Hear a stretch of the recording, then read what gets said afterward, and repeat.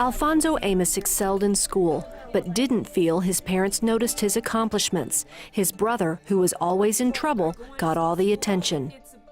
I was a little jealous and envious of him because I'm trying to strive hard to get good grades at school, and it's like, man, nobody's watching me, nobody's paying me any attention.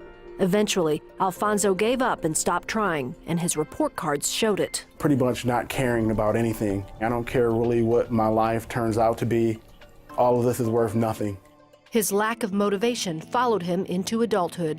And I just started to drink heavily. It kind of felt like it made the anger go away. I would just get that drunk that I wouldn't think about the situation with my brother. I wouldn't think about the situation with my parents and things like that. It suppressed the pain. Soon, Alfonso's friends convinced him marijuana would also help him feel better. They're like, you're always mad at something or you're always angry at something. Try this, it'll make you happier and it'll make you better. I sat around and just played video games, smoked weed.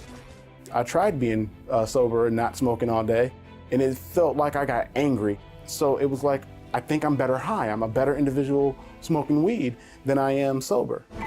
One day, Alfonso and his friends got caught in a shootout between two drug dealers.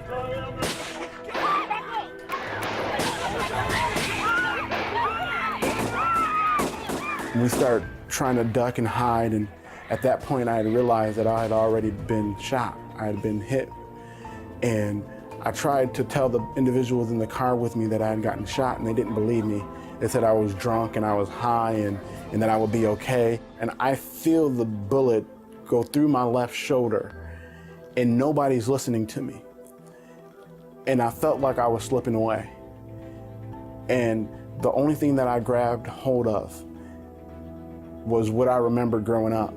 When you're in trouble, you pray. And they verbally heard me pray.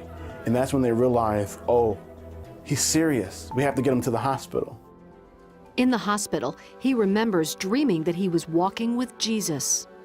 And he took me to different places in my life where I should not have made it out of.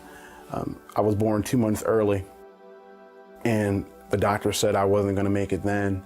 Then he took me to a place in elementary school where I was hit by a car, and the situation should have been a lot worse, and I shouldn't have made it then. And then he began to say, the hand of the Father was on me. Would I follow him? Would I trust him? When he woke up, he immediately asked for a pastor.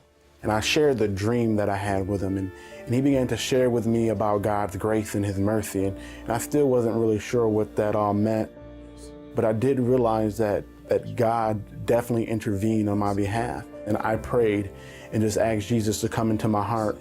And it felt like Jesus was right there with me. That moment I opened my mouth and just began to just call and say, Lord, I need you. It just felt like all my burdens were being lifted up off of me at that moment. Alfonso made a full recovery and restored his relationship with his parents. He surrounded himself with new Christian friends and read his Bible every day. Today, he is a youth group camp director, helping young people make better choices than he did. I'm truly grateful for Jesus just being my all in all, and for just intervening in my life and ordering my footsteps. Because without him, I don't know where I would be.